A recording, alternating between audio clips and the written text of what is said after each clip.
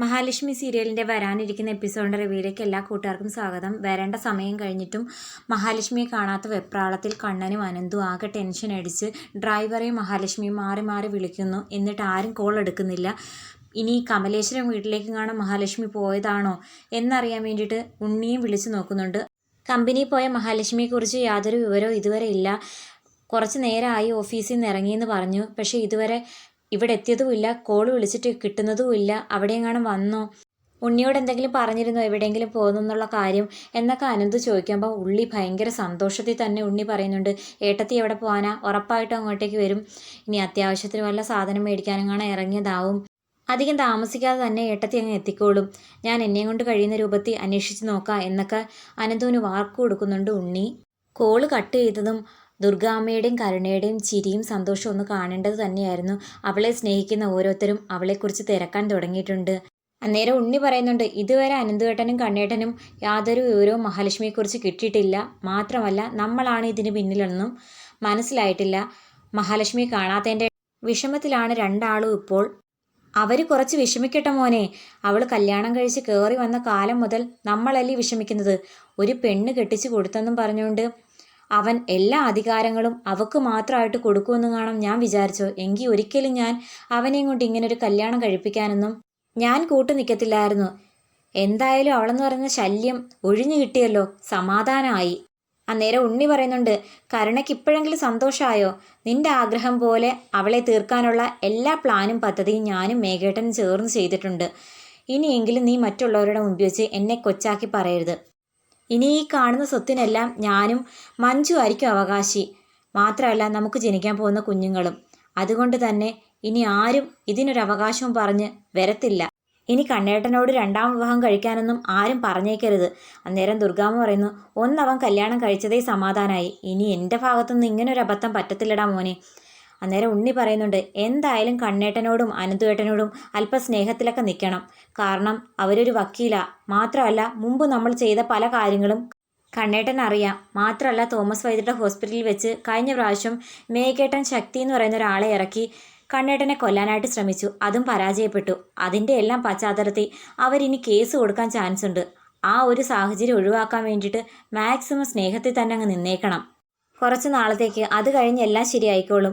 അത് പ്രത്യേകിച്ച് നീ പറയേണ്ട കാര്യമില്ല മോനെ, എനിക്കറിയാം എന്നൊക്കെ ദുർഗാമ്മ പറയുന്നുണ്ട്. എല്ലാം കേട്ട് സന്തോഷത്തിൽ മതിമറന്ന് നിൽക്കുന്നുണ്ട് കരുണ. അതേസമയം മഹാലക്ഷ്മിയുടെ മരണത്തെ തുടർന്ന് തങ്ങൾക്ക് ലഭിക്കാൻ പോകുന്ന സ്വത്തും പണവും എല്ലാം മോഹിച്ച് പ്രതാപനും വാമദേവനും കരുണയും ഉണ്ണിയും ദുർഗാമ്മയും എല്ലാം മനക്കോട്ട കെട്ടുന്നു, മഞ്ജു ഒഴിച്ച്. മഞ്ജുവിന് മാത്രം ഇതിനോടൊന്നും യാതൊരു താല്പര്യവും ഇല്ല. അതേസമയം മേഘനാഥനും പ്രതാപനും മഹാലക്ഷ്മിയെ പിടിച്ചുകൊണ്ടിട്ടേക്കുന്ന ആ ഗോഡൗണിലേക്ക് പോകുന്നു, മഹാലക്ഷ്മിക്ക് വേണ്ടിയിട്ടുള്ള ചിതയൊരുക്കുന്നത് കാണാനായിട്ട്. ആ ചിതയൊരുക്കുന്ന എല്ലാ സെറ്റിങ്സും ആ ഗുണ്ടകൾ ലൈവായിട്ട് തന്നെ മേഘന് കാണിച്ചു കൊടുക്കുകയും ചെയ്യുന്നു. അതെല്ലാം കണ്ട് ഭയങ്കര സന്തോഷത്തിലാണ് അവർ. ശരീരം കൊണ്ട് തീരെ വയ്യെങ്കിലും ഈ കാഴ്ച നേരിട്ട് കാണണമെന്നുള്ള വാശിയിലാണ് പ്രതാപൻ മേഘനോടൊപ്പം പോകുന്നത്. വണ്ടിയിലിരുന്ന മേഘൻ പ്രതാപനോട് ചോദിക്കുന്നുണ്ട്, ഇപ്പോഴെങ്കിലും അങ്കിളിന് വിശ്വാസമായില്ലേ മരിച്ചത് അവൾ തന്നെയാണെന്ന്? അന്നേരം പ്രതാപൻ പറയുന്നുണ്ട്, ഇപ്പോൾ ഉറപ്പിക്കാം. അവനെ അവളെയും കൊല്ലാൻ വേണ്ടിയിട്ട് പല പ്ലാനും തയ്യാറാക്കിയതാ. ഒടുവിലെല്ലാം പരാജയപ്പെട്ടു. അവസാന വിജയം നമുക്ക് തന്നെ ആയില്ലേ അങ്കിളേ എന്നൊക്കെ മേഘൻ ചോദിക്കുന്നു. അന്നേരം പ്രതാപൻ പറയുന്നു, ഇപ്പോഴും എനിക്ക് അങ്ങോട്ട് വിശ്വസിക്കാനാകുന്നില്ലടാ. അവൾ ഭയങ്കര ദൈവിക ചൈതന്യമുള്ളവളാ. അതുകൊണ്ട് അവസാന നിമിഷവും ആരെങ്കിലും വന്ന് രക്ഷപ്പെടുത്തുമെന്നാ ഞാൻ വിചാരിച്ചിരുന്നത്. ശരിക്കും പറഞ്ഞാൽ ഇപ്പോഴാണ് എനിക്കൊന്ന് സമാധാനമായ, നമ്മുടെ ഈ പ്ലാനെങ്കിലും വിജയിച്ചു എന്ന് അറിഞ്ഞപ്പോൾ. അന്നേരം മേഘൻ പറയുന്നുണ്ട്, അങ്കിൾ എന്താ പറഞ്ഞേ, അവൾ ഭയങ്കര ദൈവിക ചൈതന്യമുള്ളവളാ, അവളെ തൊടാനാകത്തില്ലെന്ന്. ഇപ്പം ദൈവങ്ങൾ പോലും അവളെ കൈവിട്ട് കഴിഞ്ഞു.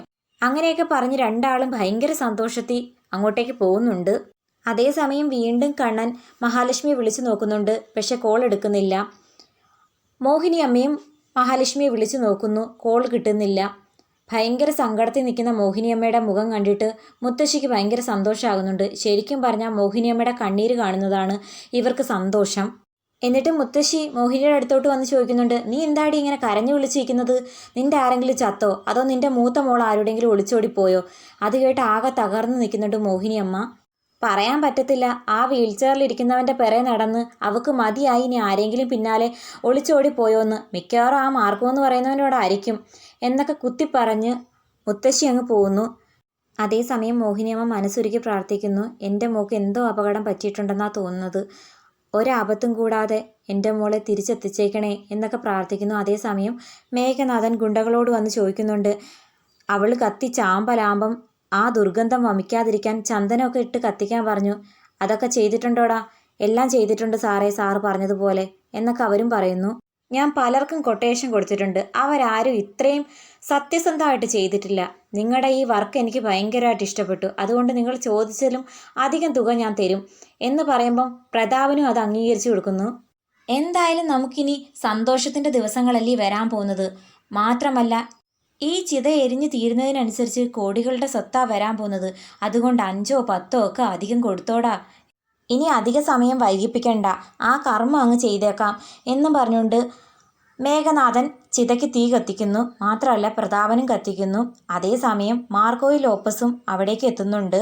മാർക്കോയുടെ ലോപ്പസിൻ്റെ നിത്ത കണ്ടാൽ അറിയാം ആ ചിതയിൽ മഹാലക്ഷ്മിയുടെ ബോഡി ഇല്ല, മഹാലക്ഷ്മി മരിച്ചിട്ടുമില്ലെന്ന്. അതേസമയം പ്രതാപം പറയുന്നുണ്ട്, മൂത്ത മോളെ മാത്രം സ്നേഹിച്ചുകൊണ്ട് നടക്കുന്ന ഒരുത്തി വീട്ടിലുണ്ട്, അവൾക്കായിട്ട് ഈ ചിതാഭസ്മം കൊണ്ടുവന്ന് സമർപ്പിക്കണം, അവൾക്ക് സന്തോഷമായിക്കോട്ടെ. എന്നിട്ട് അല്പം ചാമ്പൽ വാരി എറിഞ്ഞിട്ട് പറയുന്നു, ഒരു മഹാലക്ഷ്മി. അതേസമയം അവരെ എല്ലാം ഞെട്ടിച്ചുകൊണ്ട് മഹാലക്ഷ്മി ജീവനോടെ അവരുടെ മുമ്പിലേക്ക് വന്ന് നിൽക്കുന്നുണ്ട്. ശരിക്കും പറഞ്ഞാൽ നമ്മൾ കഴിഞ്ഞ ദിവസം പറഞ്ഞതുപോലെ മഹാലക്ഷ്മിയും ഗുണ്ടകളും അറിയാതെ തന്നെ മാർക്കോ ഗോഡൌണിൻ്റെ പിന്നിലെ വാതിലിലൂടെ അകത്തേക്ക് കടക്കുന്നു. മാർക്കോയെ കണ്ട ഗുണ്ടകൾ ആകെ ഷോക്കാവുന്നു. കാരണം മാർക്കോയുടെ കയ്യിൽ നിന്ന് മുമ്പ് തല്ല് കിട്ടിയിട്ടുണ്ട് അവർക്ക്. അതുകൊണ്ട് മാർക്കോ ആരാണെന്നുള്ള കാര്യം മറ്റാരും പറയാതെ തന്നെ അവർക്കറിയാം. അങ്ങനെ മാർക്കോയെ ഭയന്ന് അവർ മാർക്കോ പറയുന്ന നിർദ്ദേശത്തിനനുസരിച്ചാണ് ഇപ്പോൾ കാര്യങ്ങൾ ചെയ്തുകൊണ്ടിരിക്കുന്നതെന്ന് അപ്പോഴാണ് പ്രതാപനും മേഘനാഥനും അറിയുന്നത്. ഇതിനെ തുടർന്ന് മേഘൻ്റെയും പ്രതാപൻ്റെയും കൈയും കാലും തല്ലിയൊടിച്ച് വീണ്ടും ഹോസ്പിറ്റലിലേക്ക് ആക്കുന്നുണ്ട്. മാത്രമല്ല ഇത്തവണ അവർക്കെതിരെ കംപ്ലൈൻറ്റ് കൊടുക്കാനും മഹാലക്ഷ്മിയും കണ്ണനും തീരുമാനിക്കുന്നുണ്ട്. ആ എപ്പിസോഡുകൾക്കായി കാത്തിരിക്കാം. വീഡിയോ ഇഷ്ടമായാൽ തീർച്ചയായിട്ടും സപ്പോർട്ട് ചെയ്യാൻ മറക്കല്ലേ, ഹൈപ്പ് ചെയ്യാനും മറക്കല്ലേ.